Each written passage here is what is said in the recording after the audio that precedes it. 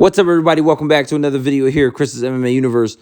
So UFC 251 just wrapped up not too long ago, and I'm going to start here with the Rose Namajunas versus Jessica Andrade. And, I mean, Rose got it done. Rose was very, very technical in this fight, just like she was in the first fight against Andrade. And she got it done. She definitely did get it done.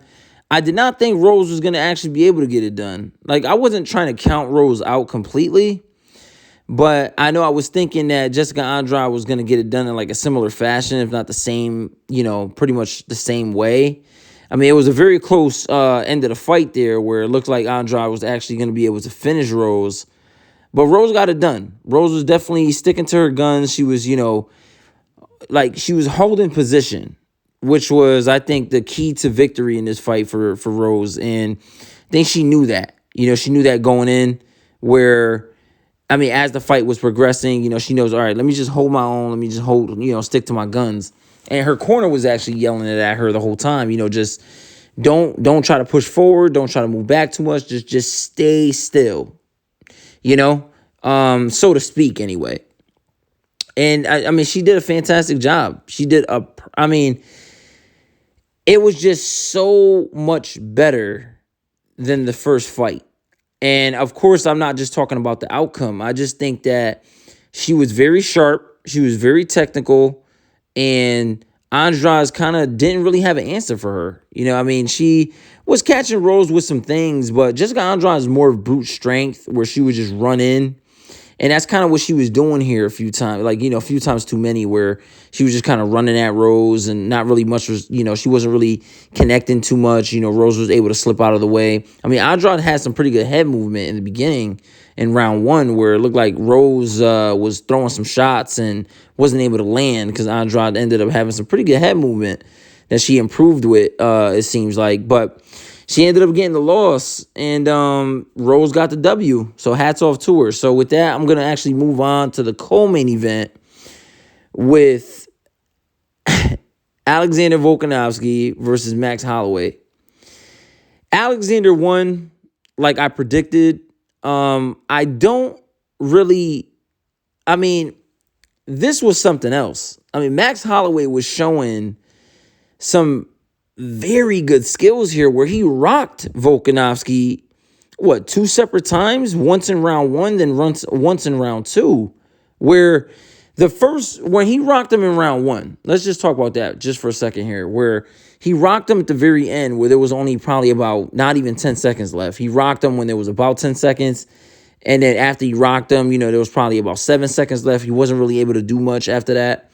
I think if there was probably a minute left, he probably would have been able to finish out, Volkanovski.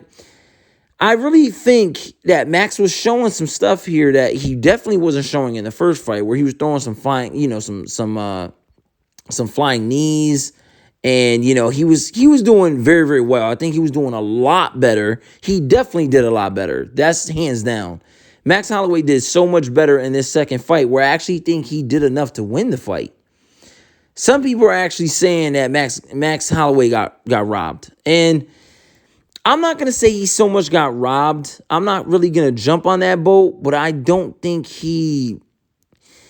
I'm not going to say he got robbed, but I do think Max Holloway did enough. I don't think Alexander Volkanovski was doing that much to Max Holloway. He wasn't really doing too much. He was getting Max Holloway with the pretty good leg kicks and everything like he did in the first fight, but I really don't think Alexander did enough to actually win the fight. I do think Max did win that fight. I'm not going to say he got robbed because Alexander was definitely in there the entire time. Even though he got rocked, he was still in there. That fight was not over for Alex at all. I didn't see that, but I just don't think he did enough. I don't think he really did much to Max Holloway. I don't think he did enough where I think Max was actually controlling the pace most of the time. I'm not saying Alexander Volkanovski got tired or anything like that. It seems like Alexander can actually hang with the best of them because, obviously, right, he's the champion. But what I mean by that is, we know Max Holloway is having, master cardio. And Alexander Volkanovski is pretty, he can hang with him for sure. He went into round 5 with Max Holloway twice now. Went the distance with Max Holloway twice, and he doesn't really seem like he gets tired. So it's very, very impressive. Alexander Volkanovski definitely impressed me, but he definitely did a lesser job against, a former champion, which arguably is the best featherweight in the world. I know he's definitely one of the GOATs. He's definitely one of the GOATs of the featherweight division, that's for sure. I feel like he's one of the GOATs of the game, period, in Max Holloway. And, Alexander Volkanovski obviously believes for himself to be the best. Yes, he is the champion. But I think Alexander Volkanovski has some shoes to fill before he can actually call himself one of the best in the world. But he is the champion. He's at the top of the mountain. He is the king of the division. So all hats off to Alex. And, he got that done. I'm sure Max Holloway will come back stronger. He got 2 L's in a row against the same guy. Lost the title the first one, wasn't able to capture it the second time. But yeah, I'm sure he'll come back stronger. He's still young, like he said in the first fight. He's only 28 years old, so I'm sure he'll be back, and he'll be back better than ever. I'm hoping to see him back soon. So with that, I'll go into the main event. Kamaru Usman versus Jorge Masvidal. In this fight, there's not really much to say. There's not really much to say about this fight. It definitely didn't deliver the way people thought. Round 1, I'm going to say definitely went to Jorge Masvidal. Then after that, it was just Kamaru Usman's fight. And as Michael Bisping was saying as a commentator tonight, where he was saying it's not the best, for the fans to watch, but it's definitely effective. Where Kamaru Usman is just worrying about winning. All he's focused on is winning, doesn't matter how. So he was going in there to just win the fight against Jorge. Of course, he would have loved to put him away, but Jorge is just too tough, too durable. I don't see Jorge being put away by anybody. I just don't see that happening. But Jorge was getting controlled for the most part on the ground. He was not getting mauled by any means. I did not see Kamaru Usman actually mauling Jorge Masvidal. He wasn't doing pretty much no damage from the top. He was catching Jorge with some big body shots in the clinch up against the cage earlier in the fight. But towards the end, he was just pretty much just holding on to Masvidal. He wasn't really doing much.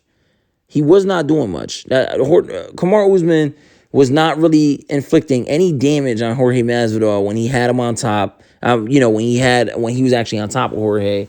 And it wasn't really much, it was just, he was pretty much just holding on to Masvidal, trying to throw some shots here and there to, keep the ref from standing it up. And that was pretty much it. That was pretty much the total fight. Jorge was, throwing some shots. He was catching Masvidal with a couple things earlier in the fight. And, Jorge was still in there, but Jorge got very, very tired. Jorge looked like he was very exhausted by the end of the fight. And the entire fight was just Usman's right after round 1. It was just pretty much Usman's story. And there's not really too much to say about it. It wasn't the most exciting fight. It wasn't what the fans, I'm sure, it wasn't what you guys expected, where we thought we were going to see.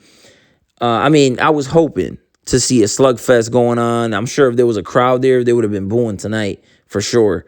But hats off to both men, and hats off to Usman. He is the welterweight champion. He's the champion for a reason, and he has remained the champion tonight. So hats off to everybody tonight. Everybody. Even with Jose Aldo being finished tonight, hats off. Hats off to everybody, to Jan for actually capturing the bantamweight strap.